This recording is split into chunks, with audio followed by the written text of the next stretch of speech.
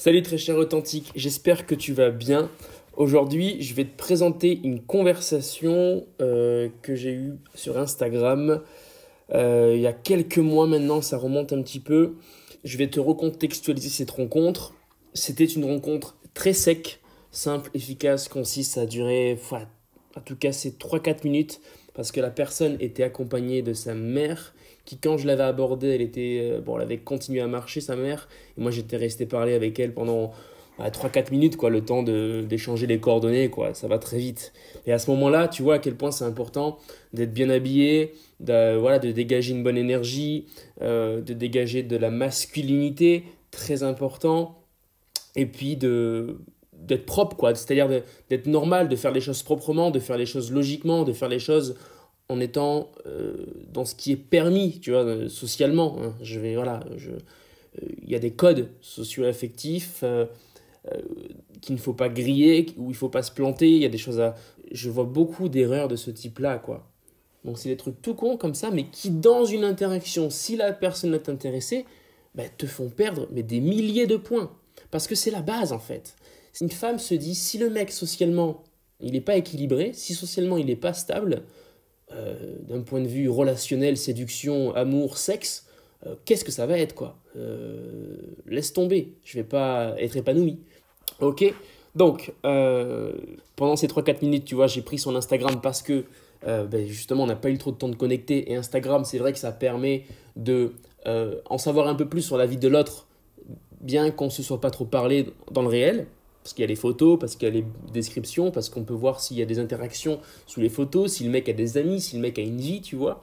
D'où l'importance d'avoir Facebook, Instagram qui est vivant, hein, dans lequel il est vivant parce que tu postes, il est vivant parce que dans les photos elles-mêmes, dans les vidéos elles-mêmes, on sent que tu es entouré. Tout ça, c'est important. Alors, je te dis pas d'être un influenceur, hein, mais un minimum, tu vois. Si tu n'as pas un minimum d'Instagram, un minimum de photos, c'est ce que j'entends par là, tu es vu comme quelqu'un de chelou. Même si tu l'es pas, tu es vu comme quelqu'un de chelou. Parce qu'aujourd'hui, c'est le CV de demain, tu vois. C'est le nouveau CV du 21e siècle, tu vois. Même ton employeur, il va faire un tour sur ton Instagram. C'est important. C'est important, surtout en séduction.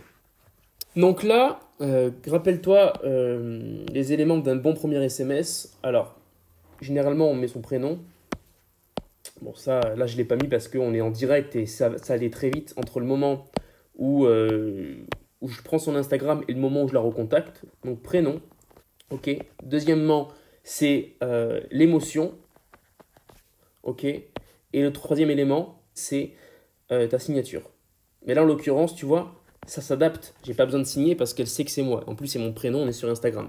Là, en fait, j'ai joué surtout sur l'émotion, ce qui est le nerf de l'amour, hein, finalement, en séduction. Je parle aussi de mon ressenti, tu vois, j'ai pas peur de me montrer authentique. Encore une fois, ça prouve ma personnalité, ça prouve que je suis identitaire. C'est important. C'est quoi ton talent?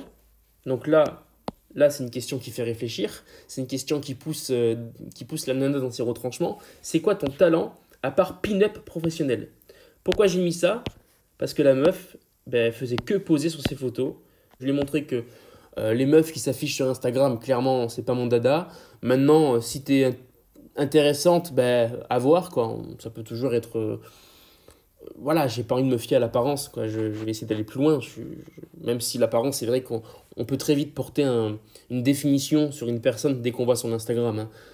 Et tu verras que je me suis pas trompé sur elle, hein. Elle mettait des photos d'elle en maillot de bain, mettait des photos d'elle sexy, tu vois, voilà. Je me définirais pas comme ça. Pourtant, c'est ce qu'elle arrêtait pas de montrer finalement. Elle mettait son corps en avant, tu vois, tout le temps.